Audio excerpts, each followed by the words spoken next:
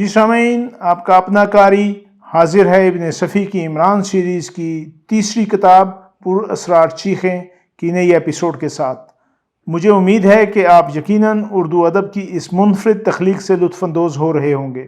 اگر آپ نے اس سے پہلے والی ایپیسوڈز نہیں سنی تو ہمارے چینل کی پلے لسٹ میں جائیں اور پچھلی تمام ایپیسوڈ سنیں اور اپنے لطف کو دوبالا کریں۔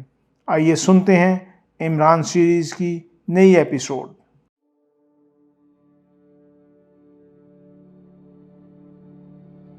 موڈی ایک رومان زدہ نوجوان امریکن تھا۔ مشرق کو 20ویں صدی کے سائنسی دور میں بھی پراسرار سمجھتا تھا۔ اس نے بچپن سے اب تک خواب ہی دیکھے تھے، دھندلے اور پراسرار خواب جن میں آدمی کا وجود بیک وقت متعدد ہستیاں رکھتا ہے۔ بہرحال اس کی سریت پسندی ہی اسے مشرق میں لائی تھی۔ اس کا باپ امریکہ کا ایک مشہور کروڑ پتی تھا۔ موڈی بظاہر مشرق میں اس کی تجارت کا نگران بن کر آیا تھا، لیکن مقصد دراصل اپنی سریت پسندی کی تسکین تھا۔ وہ شراب کے نشے میں شہر کے گلی کوچوں میں اپنی کار دوڑاتا پھرتا، ایسے حصوں میں کم از کم ایک بار ضرور گزرتا جہاں قدیم اور ٹوٹی پھوٹی عمارتیں ہوتی تھیں۔ شام کا وقت اس کے لیے بہت موزوں ہوتا تھا۔ سورج کی آخری شعائیں صدہا سال پرانی عمارتوں کی شکستہ دیواروں پر پڑ کر عجیب سا ماحول پیدا کر دیتی تھیں، اور موڈی کو اپنی روح انہی سال خوردہ دیواروں کے گرد منڈلاتی ہوئی محسوس ہوتی۔ آج بھی وہ عالمگیری سرائے کے علاقے میں اپنی کار دوڑاتا پھر رہا تھا۔ سورج غروب ہو چکا تھا۔ دھندلکے کی چادر آہستہ آہستہ فضا پر مسلط ہوتی جا رہی تھی۔ موڈی کی کار ایک سنسان اور پتلی سی گلی سے گزر رہی تھی۔ رفتار اتنی دھیمی تھی کہ ایک بچہ بھی دروازہ کھول کر اندر آ سکتا تھا۔ موڈی اپنے خوابوں میں ڈوبا ہوا ہولے ہولے کچھ گنگنا رہا تھا۔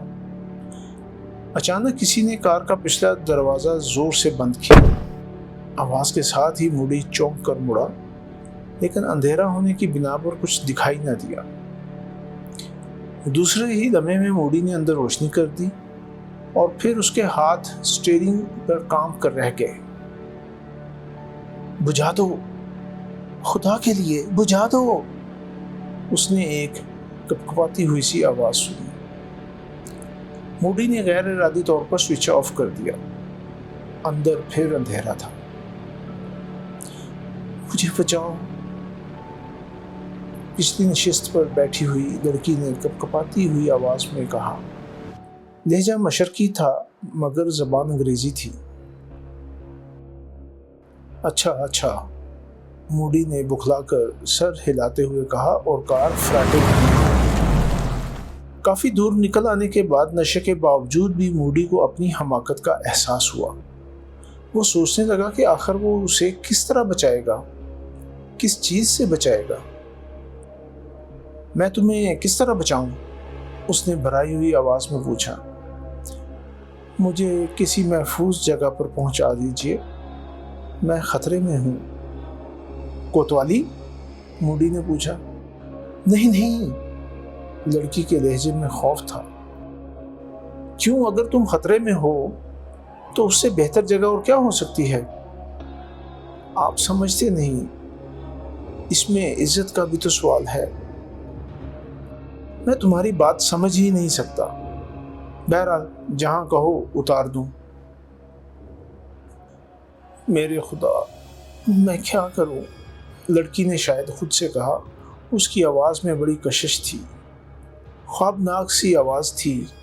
اتنی ہی دیر میں موڈی کو اس آواز میں قدیم اسرار کی جھلک محسوس ہونے لگی تھی۔ کیا تمہارا اپنا گھر نہیں؟ موڈی نے پوچھا۔ ہے تو، لیکن اس وقت گھر کا رخ کرنا موت کو دعوت دینا ہوگا۔ تم بڑی عجیب باتیں کر رہی ہو۔ مجھے بچائیے، میں آپ پر اعتماد کر سکتی ہوں کیونکہ آپ ایک غیر ملکی ہیں۔ بات کیا ہے؟ ایسی نہیں جس پر آپ آسانی سے یقین کر لیں۔ پھر بتاؤ، میں کیا کروں؟ موڈی نے بے بسی سے کہا، مجھے اپنے گھر لے چلیے، لیکن اگر وہاں کتے نہ ہوں، مجھے کتوں سے بڑا خوف معلوم ہوتا ہے۔ گھر لے چلوں؟ موڈی تھوک نگل کر رہ گیا۔ اچانک اسے ایسا محسوس ہوا جیسے اس کے خوابوں میں سے ایک نے عملی جامہ پہن لیا ہو۔ وہ تھوڑی دیر تک خاموش رہا، پھر بولا، کتے ہیں تو مگر خطرناک نہیں۔ موڈی نے کار اپنے بنگلے کی طرف موڑ دی۔ لیکن خطرہ کس قسم کا ہے؟ اس نے لڑکی سے پوچھا۔ اطمینان سے بتانے کی بات ہے، لڑکی بولی۔ اگر میں یہی بتانا شروع کر دوں تو آپ ہنسی میں اڑا دیں گے اور کچھ تعجب نہیں کہ کار سے اتر جانے کو کہیں۔ موڈی خاموش ہو گیا۔ اس نے اس لڑکی کی صرف ایک جھلک دیکھی تھی اور سر سے پیر تک لرز کر رہ گیا تھا۔ اس نے مشرق قدیم کے متعلق بہت کچھ پڑھا تھا، بچپن ہی سے پڑھتا آیا تھا۔ اس لٹریچر کی پراسرار مشرقی حسینائیں اس کے خوابوں میں بس گئی تھیں۔ بار بار اس کا دل چاہ رہا تھا کہ وہ اندر روشنی کر کے اسے ایک بار پھر دیکھے۔ کتنا پراسرار چہرہ تھا، کیسی خوابناک آنکھیں۔ اسے اس کے گرد روشنی کا ایک دائرہ سا نظر آیا تھا۔ پتہ نہیں یہ اس کا وہمہ تھا یا حقیقت تھی۔ اس نے سوئچ آن کرنا چاہا لیکن ہمت نہ پڑی۔ لڑکی بھی خاموش ہو گئی تھی، لیکن اس کی آواز اب بھی موڈی کے ذہن میں گونج رہی تھی۔ بنگلہ آ گیا اور کار کمپاؤنڈ کے پھاٹک میں موڑ دی گئی۔ موڈی کار کو گیراج کی طرف لے جانے کی بجائے سیدھا پورچ کی طرف لیتا چلا گیا اور پھر تھوڑی ہی دیر بعد اس کے سامنے اس کے خوابوں کی تعبیر کھڑی تھی۔ ایک نوجوان مشرقی لڑکی جس کے خد و خال موڈی کو بڑے کلاسیکل قسم کے معلوم ہو رہے تھے۔ وہ مشرقی ہی لباس میں تھی، لیکن لباس سے خوشحال نہیں معلوم ہوتی تھی۔ اس کے ہاتھ میں ایک چھوٹا سا چرمی سوٹ کیس تھا۔ بیٹھو، موڈی نے ہکلا کر صوفے کی طرف اشارہ کیا۔ لڑکی بیٹھ گئی۔ موڈی اس انتظار میں تھا کہ لڑکی خود ہی گفتگو کرے گی، لیکن وہ خاموش بیٹھی فرش کی طرف دیکھتی رہی۔ ایسا معلوم ہو رہا تھا جیسے وہ یہاں آنے کا مقصد ہی بھول گئی ہو۔ موڈی کچھ دیر تک انتظار کرتا رہا، لیکن جب اس کی خاموشی کا وقفہ بڑھتا ہی گیا تو اس نے کہا، مجھے اب کیا کرنا چاہیے؟ لڑکی چونک پڑی اور اس طرح چونکی جیسے اسے موڈی کی موجودگی کا احساس ہی نہ رہا ہو۔ اوہ، اس نے ہونٹوں پر زبان پھیر کر کہا، میری وجہ سے آپ کو بڑی تکلیف ہوئی؟ نہیں، ایسی کوئی بات نہیں، موڈی بولا۔ کچھ پئیں گی آپ؟ جی نہیں شکریہ، لڑکی نے سوٹ کیس کو فرش پر رکھتے ہوئے کہا۔ وہ پھر خاموش ہو گئی۔ اب موڈی کو الجھن ہونے لگی۔ آخر اس نے اسے اصل موضوع کی طرف لانے کے لیے کہا، میں ہر طرح آپ کی مدد کرنے کی کوشش کروں گا۔ میری سمجھ میں نہیں آتا کہ میں آپ سے کیا کہوں اور کس طرح گفتگو شروع کروں، لڑکی بولی۔ آپ کچھ کہیے بھی تو، موڈی نے جھنجھلا کر کہا۔ دراصل اس کا نشہ اکھڑ رہا تھا، ایسی حالت میں وہ ہمیشہ کچھ چڑچڑا سا نظر آنے لگتا تھا۔ ذرا ایک منٹ ٹھہریے، لڑکی سوٹ کیس کو فرش سے اٹھا کر صوفے پر رکھتی ہوئی بولی۔ میں آپ کی شکر گزار ہوں کہ آپ مجھے یہاں تک لائے۔ اب میں آپ سے ایک درخواست اور کروں گی۔ کہیے کہیے، موڈی سگریٹ سلگاتا ہوا بولا۔ میں کچھ دنوں کے لیے اپنی ایک چیز آپ کے پاس امانتاً رکھوانا چاہتی ہوں، لڑکی نے کہا اور سوٹ کیس کھول کر اس میں سے آبنوس کی ایک چھوٹی سی صندوقچی نکالی، اور پھر جیسے ہی موڈی کی نظر اس صندوقچی پر پڑی، اس کی آنکھیں حیرت سے پھیل گئیں، کیونکہ اس صندوقچی میں جواہرات جڑے ہوئے تھے۔ یہ ہمارے ملک کی ایک قدیم ملکہ کا سنگاردان ہے، لڑکی اسے موڈی کی طرف بڑھاتی ہوئی بولی۔ آپ اسے کچھ دنوں کے لیے اپنے پاس رکھیے۔ کیوں؟ وجہ؟ بات یہ ہے کہ میں ایک بے سہارا لڑکی ہوں. کچھ لوگ اس کی طاق میں ہیں. آج بھی انہوں نے اسے اڑانا چاہا لیکن میں کسی طرح بچا لائی. گھر میں تنہا رہتی ہوں. مگر یہ آپ کو ملا کہاں سے؟ کہ آپ سمجھتے ہیں کہ میں کہیں سے چرا لائی ہوں؟ اوہو، یہ مطلب نہیں. موڈی جلدی سے بولا. بات یہ ہے کہ میری ظاہری حالت ایسی ہے کہ میں اس کی مالک نہیں ہو سکتی. لڑکی کے ہونٹوں پر ہلکی سی مسکراہٹ دکھائی دی. آپ میرا مطلب نہیں سمجھی. دیکھیے میں آپ کو بتاتی ہوں. لڑکی نے ایک طویل سانس لے کر کہا. میں دراصل یہاں کے قدیم شاہی خاندان سے تعلق رکھتی ہوں. یہ سنگاردان مجھ تک وراثت میں پہنچا ہے. اب میں اس خاندان کی آخری فرد ہوں. سچ مچ؟ موڈی بے چینی سے پہلو بدلتا ہوا بولا. وہ سوچ رہا تھا کہ شاید عنقریب اسے اپنے خوابوں کی تعبیر مل جائے گی. ہاں تو آپ یہ خیال دل سے نکال دیجئے کہ میں اسے کہیں سے چرا کر لائی ہوں. دیکھیے آپ زیادتی کر رہی ہیں. موڈی نے ملتجانہ انداز میں کہا. میرا ہرگز یہ مطلب نہیں تھا. میں اس کی حفاظت کروں گا شہزادی صاحبہ. بہت بہت شکریہ. لیکن میں آپ کو ایک خطرے سے آگاہ کر دوں. ہو سکتا ہے کہ وہ لوگ اسے حاصل کرنے کے سلسلہ میں آپ کو نقصان پہنچا دیں. ناممکن، موڈی اکڑ کر بولا. میں اڑتے ہوئے پرندوں پر نشانہ لگا سکتا ہوں. یہاں کس کی مجال ہے کہ میری کمپاؤنڈ میں قدم رکھ سکے؟ ایک بار پھر سوچ لیجیے. لڑکی نے اسے ٹٹولنے والی نظروں سے دیکھ کر کہا. میں نے سوچ لیا. میں آپ کی مدد کروں گا. ابھی آپ کہہ رہی تھیں کہ آپ تنہا رہتی ہیں. جی ہاں. لیکن آپ اسے واپس کب لیں گی؟ جب بھی حالات سازگار ہو گئے. اسی لیے میں آپ سے کہہ رہی تھی کہ مدد کرنے سے پہلے حالات کو اچھی طرح سمجھ لیجیے. پرواہ نہ کیجیے. میں اب کچھ نہ پوچھوں گا. جو آپ کا دل چاہے کیجیے. اس کے علاوہ اور کچھ نہیں چاہتی کہ آپ اسے کچھ دنوں کے لیے اپنے پاس رکھ لیں. میں تیار ہوں. لیکن کیا آپ کبھی کبھار ملتی رہا کریں گی؟ یہ سب حالات پر منحصر ہے. لیکن اب آپ کی واپسی کس طرح ہوگی؟ کیا باہر وہ لوگ آپ کی طاق میں نہ ہوں گے؟ ہوا کرے. لیکن اب وہ میرا کچھ نہیں بگاڑ سکتے. کیوں؟ کیا ابھی کچھ دیر قبل آپ ان سے خائف نہیں تھی؟ ضرور تھی. لیکن اب وہ چیز میرے پاس نہیں ہوگی جس کی وجہ سے میں خائف رہتی تھی. ممکن ہے وہ آپ کو قابو میں کرنے کے بعد آپ پر جبر کریں. میرا دل کافی مضبوط ہے. آپ پولیس کو کیوں نہیں مطلع کرتی؟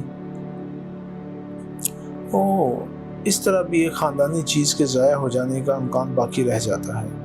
حکومت ایسی صورت میں یہ ضرور چاہے گی کہ اسے آثار قدیمہ کے کسی شعبے میں رکھ لیا جائے. ہاں یہ بات تو ٹھیک ہے. موڈی نے سر ہلا کر کہا.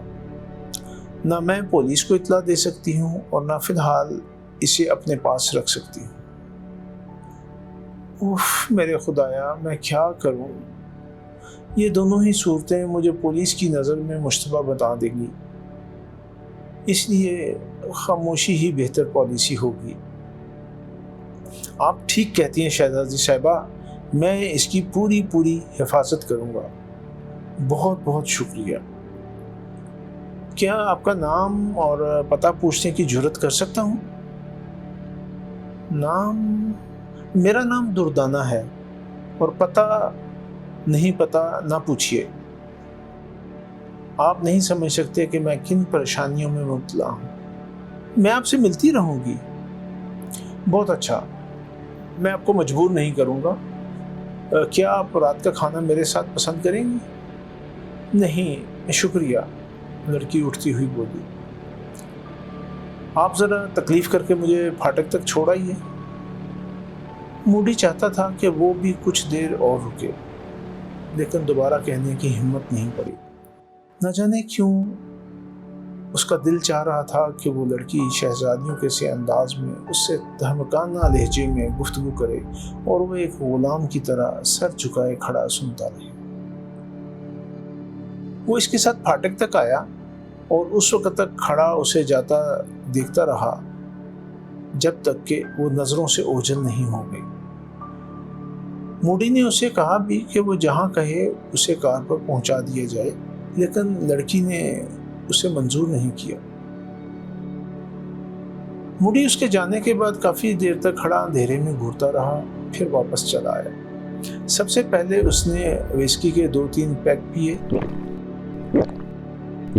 اور پھر سنگاردان کو ڈرائنگ روم سے اٹھا کر اپنے سونے کے کمرے میں لایا۔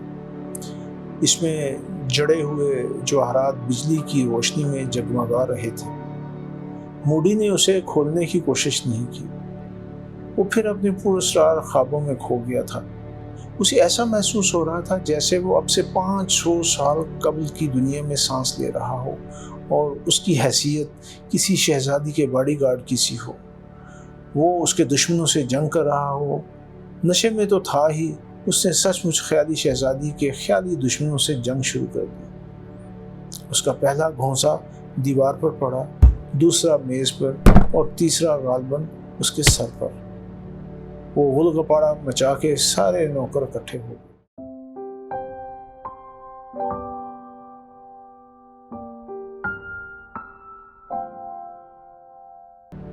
عمران اپنے آفس میں بیٹھا ایک فائل کی ورق گردانی کر رہا تھا۔ عمران اور آفس، بات حیرت انگیز ضرور ہے، مگر وہ بیچارہ زبردستی کی اس پکڑ دھکڑ کو کیا کرتا جو سرکاری طور پر اس کے لیے کی گئی تھی۔ نیوکا کی گرفتاری کے بعد سے وہ کسی طرح بھی خود کو نہ چھپا سکا تھا۔ پھر ویران عمارت والا کیس بھی منظر عام پر آ گیا تھا۔ وہ دونوں ہی کیس ایسے اہم تھے کہ انہیں نپٹانے والے کی شخصیت پردہ راز میں رہ ہی نہیں سکتی تھی۔ عمران کے والد، جو کہ محکمہ سراغ رسانی کے ڈائریکٹر جنرل تھے، خبط الحواس بیٹے کی ان صلاحیتوں پر بمشکل یقین کر سکے۔ وہ تو اسے گودی، احمق اور نہ جانے کیا کیا سمجھتے تھے۔ آنریبل وزیر داخلہ نے عمران کو مدعو کر کے بنفس نفیس محکمہ سراغ رسانی میں ایک اچھے عہدے کی پیشکش کی اور عمران سے انکار کرتے نہ بن پڑا، لیکن اس نے بھی اپنی شرائط پیش کی جو منظور کر لی گئی۔ اس کی سب سے پہلی تجویز یہ تھی کہ وہ اپنے طور پر جرائم کی تفتیش کرے گا۔ اس کا ایک سیکشن الگ ہوگا اور اس کا تعلق براہ راست ڈائریکٹر جنرل سے ہوگا، اور وہ ڈائریکٹر جنرل کے علاوہ کسی اور کو جواب دہ نہیں ہوگا، اور وہ اپنے سیکشن کے آدمیوں کا انتخاب خود کرے گا۔ ضروری نہیں کہ وہ اس کے لیے نئی بھرتیوں کی فرمائش کرے۔ جب بھی اسے محکمے ہی کا کوئی ایسا آدمی ملے گا جو اس کے کام کا ہو، وہ اسے اپنے سیکشن میں لینے کی سفارش ضرور کرے گا۔ اس کے سیکشن کے عملے کی تعداد 10 سے زیادہ نہیں ہوگی۔ شرائط منظور ہو جانے کے بعد عمران نے اپنی خدمات پیش کر دی، لیکن رحمان صاحب کو اس وقت بڑی شرمندگی ہوئی جب انہوں نے سنا کہ عمران اپنے عملے کے لیے انتہائی ناکارہ اور اونگتے ہوئے آدمیوں کو منتخب کر رہا ہے۔ اس نے ابھی تک 4 آدمی منتخب کیے تھے اور یہ چاروں بالکل ہی ناکارہ تصور کیے جاتے تھے۔ کوئی بھی انہیں اپنے ساتھ رکھنا پسند نہیں کرتا تھا اور ان بیچاروں کی زندگی تبادلوں کی نظر ہو کر رہ گئی تھی۔ ان کی شخصیتیں صفر کے برابر تھیں، دبلے پتلے جھینگر جیسے، کاہل، نکمے اور کام چور۔ انہیں بات کرنے کا بھی سلیقہ نہیں تھا۔ عمران جانتا تھا کہ اس کا نتیجہ کیا ہوگا۔ آخر وہی ہوا جس کی توقع تھی۔ رحمان صاحب نے اسے آفس میں بلا کر اچھی طرح خبر لی۔ میرا بس چلے تو تمہیں دھکے دلوا کر یہاں سے نکلوا دوں، انہوں نے کہا۔ میں اس جملے کی سرکاری طور پر وضاحت چاہتا ہوں، عمران نے نہایت ادب سے کہا۔ اس پر رحمان صاحب اور زیادہ جھلا گئے، لیکن پھر انہیں فوراً خیال آ گیا کہ وہ اس وقت اپنے بیٹے سے نہیں بلکہ اپنے ایک ماتحت آفیسر سے مخاطب ہے۔ تم نے ایسے نکمے آدمیوں کا انتخاب کیوں کیا؟ انہوں نے ضبط کرتے ہوئے کہا۔ محض اس لیے کہ میں اس محکمے میں کسی کو بھی نکما نہیں دیکھ سکتا، عمران کا جواب تھا۔ رحمان صاحب دانت پیس کر رہ گئے، لیکن وہ کچھ بولے نہیں۔ عمران کا جواب ایسا نہیں تھا کہ جس پر مزید کچھ کہا جا سکتا۔ بہرحال انہیں خاموش ہو جانا پڑا۔ کیونکہ عمران نے اپنے معاملات براہ راست وزارت داخلہ سے طے کیے تھے۔ کچھ لوگ عمران کی ان حرکتوں کو حیرت سے دیکھتے اور کچھ اس کا مضاحکہ اڑاتے، لیکن عمران ان سب سے بے پرواہ اپنے طور پر اپنے سیکشن کے انتظامات مکمل کر رہا تھا۔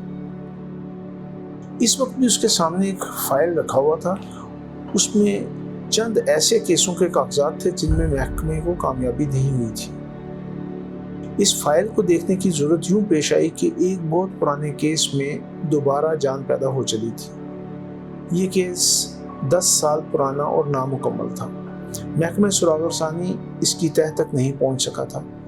10 سال پہلے تو وہ اتنا عجیب واقعہ نہیں تھا، مگر اب تو اس نے ایسی حیرت انگیز شکل اختیار کر لی تھی کہ سارا شہر سناٹے میں آ گیا تھا۔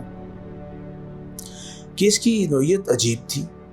اب سے 10 سال پیشتر شہر کے مشہور رئیس نواب ہاشم کو کسی نے اس کی خوابگاہ میں قتل کر دیا تھا، مگر پھر اچانک 10 سال بعد نواب ہاشم دوبارہ گوشت پوشت میں دکھائی دیا۔ وہ کسی طویل سفر سے واپس آیا تھا۔ عمران نے فائل بند کر کے میز کے ایک گوشے پر رکھ دی اور جیب سے چوئنگم کا پیکٹ نکال کر اس کا کاغذ پھاڑنے لگا۔ اتنے میں سپرڈنٹ فیاض کے اردلی نے آ کر کہا، صاحب نے سلام بولا ہے۔ وعلیکم السلام، عمران نے کہا اور کرسی کی پشت سے ٹیک لگا کر آنکھیں بند کر لیں۔ اردلی بکھلا کر رہ گیا۔ وہ انگریزوں کے وقت کا آدمی تھا اور سلام کا مقصد اس دور میں بلاوے کا ہوتا تھا۔ جب کسی انگریز آفس کو اپنے ماتحت آفیسر کو بلوانا ہوتا تو وہ اپنے اردلیوں سے اسے اسی طرح سلام بھجوا دیا کرتا تھا، لیکن آج فیاض کے اردلی کو عمران کے وعلیکم السلام نے بکھلا دیا۔ وہ چند لمحے عمران کی میز کے قریب کھڑا بغلیں جھانکتا رہا، پھر الٹے پاؤں واپس چلا گیا۔ خود اس کی ہمت تو نہیں پڑی کہ وہ کیپٹن فیاض تک عمران کا وعلیکم السلام پہنچاتا، لیکن اس نے اس کا تذکرہ فیاض کے پرسنل اسسٹنٹ سے کر دیا۔ یہ پرسنل اسسٹنٹ ایک لڑکی تھی۔ وہ کافی دیر تک ہنستی رہی، پھر اس نے اسلام کا جواب فیاض تک پہنچا دیا۔ فیاض بندھا گیا۔ وہ عمران کا دوست تو ضرور تھا، لیکن جب سے عمران اس محکمے میں آیا تھا اسے اپنا ماتحت سمجھنے لگا تھا۔ اس بار اس نے اردلی کو بلا کر کہا، جا کر کہو صاحب بلا رہے ہیں۔ اردلی چلا گیا۔ تھوڑی دیر بعد عمران کمرے میں داخل ہوا۔ بیٹھ جاؤ، فیاض نے کرسی کی طرف اشارہ کیا۔ عمران بیٹھ گیا۔ فیاض چند لمحے اسے گھورتا رہا، پھر بولا، دوستی اپنی جگہ، لیکن آفس میں تمہیں حفظ مراتب کا خیال رکھنا ہی پڑے گا۔ میں نہیں سمجھا تم کیا کہہ رہے ہو؟ میں تمہارا آفیسر ہوں۔ آہا، عمران برا سا منہ بنا کر بولا، یہ تم سے کس گدھے نے کہہ دیا کہ تم میرے آفیسر ہو؟ دیکھو میاں فیاض، میرا اپنا الگ ڈپارٹمنٹ ہے اور میں اس کا اکلوتا انچارج ہوں، اور میں براہ راست ڈائریکٹر جنرل کو جواب دہ ہوں، سمجھے؟ سمجھا، فیاض طویل سانس لے کر بولا اور کچھ نرم پڑ گیا۔ ہو سکتا ہے کہ اسے اپنی ترقی کا معجزہ یاد آ گیا ہو۔ وہ پہلے صرف انسپیکٹر تھا، لیکن 5 سال کے اندر حیرت انگیز طور پر سپرڈنٹ ہو گیا۔ اس کا دل ہی جانتا تھا کہ اس ترقی کے لیے عمران نے کیا کچھ نہیں کیا تھا۔ دیکھو، میرا مطلب یہ تھا کہ تم آفس میں بھی اپنے الو پن سے باز نہیں آتے۔ یہ کہاں لکھا ہے کہ اس آفس میں الوؤں کے لیے کوئی جگہ نہیں؟ او بابا، ختم بھی کرو۔ میں تم سے ایک اہم مسئلے پر گفتگو کرنا چاہتا تھا۔ میرا خیال ہے کہ میرا الو پن بھی نہایت اہم ہے، کیونکہ اسی الو پن کی وجہ سے میں یہاں تک پہنچا ہوں۔ ویسے میں جانتا ہوں کہ تم نواب ہاشم کے متعلق گفتگو کرنا چاہتے ہو۔ تم نے پورا کیس سمجھ لیا ہے، لیکن یہ نہیں سمجھ سکا کہ آخر اسے قتل کیوں قرار دیا گیا۔ 1000 حالات ایسے تھے کہ اسے خودکشی بھی سمجھا جا سکتا تھا۔ مثلاً، فیاض نے اسے معنی خیز نظروں سے دیکھ کر پوچھا۔ مثلاً یہ کہ فائر اس کے چہرے پر کیا گیا تھا۔ بندوق 12 بور کی تھی اور کارتوس SG۔ چہرے کے پڑخچے اڑ گئے تھے، شکل اس طرح بگڑ گئی تھی کہ شناخت مشکل تھی۔ وہ صرف اپنے لباس اور چند دوسری نشانیوں کی بنا پر پہچانا گیا تھا۔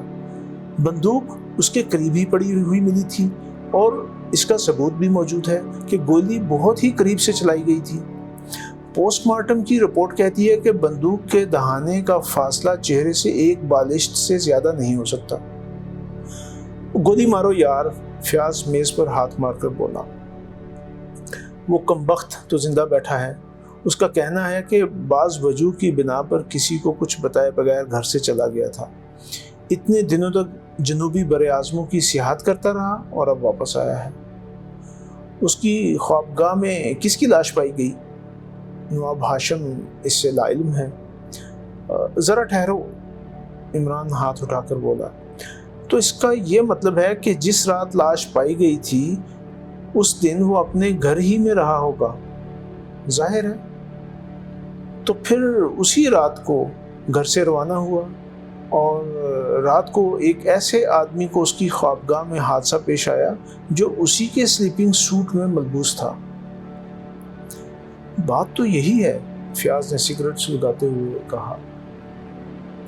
عمران چند لمحے کچھ سوچتا رہا، پھر بولا، اب وہ لاش کے متعلق کیا کہتا ہے؟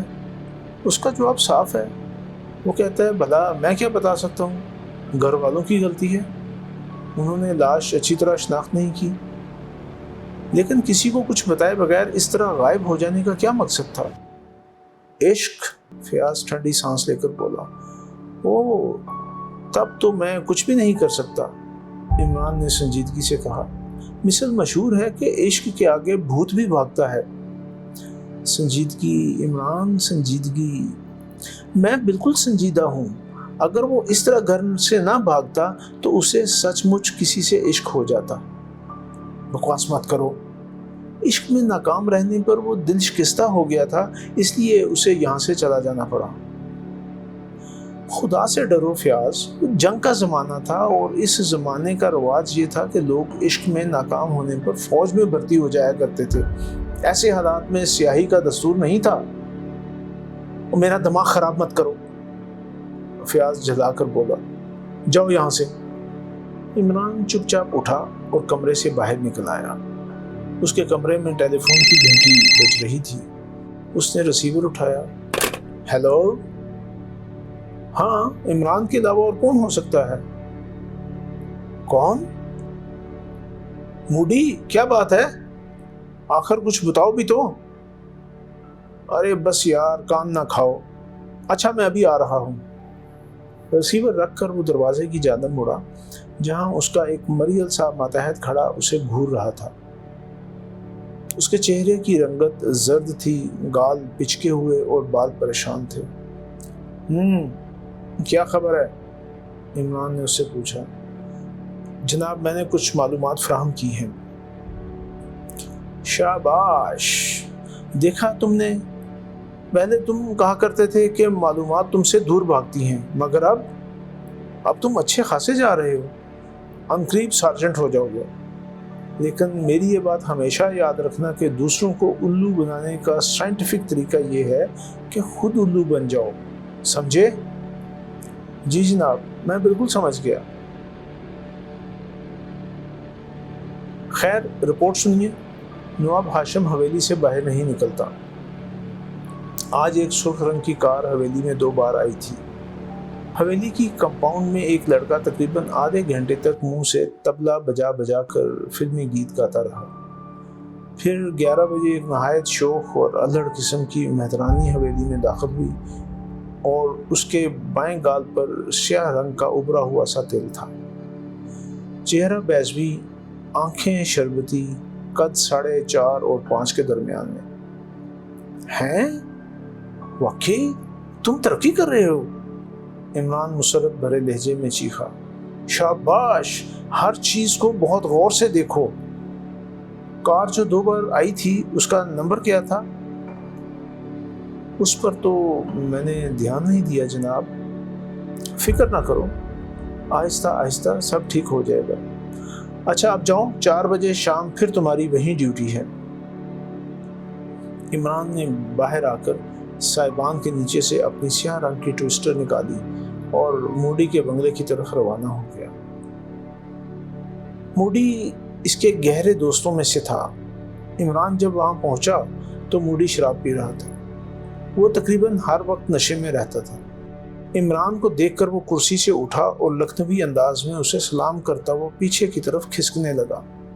وہ مشرقی طرز معاشرت کا دلدادہ تھا اور مشرقیوں کے ساتھ عموماً انہی کا انداز اختیار کرنے کی کوشش کرتا تھا۔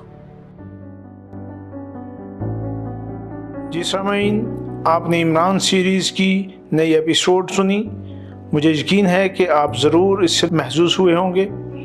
آپ کا قاری آپ سے اجازت چاہتا ہے، مگر جانے سے پہلے ہمارے چینل کو ضرور سبسکرائب کریں، اپنے دوستوں اور دیگر حلقہ احباب میں بھی اسے شیئر کریں۔ ملتے ہیں کچھ دیر کے بعد نئی ایپیسوڈ کے ساتھ۔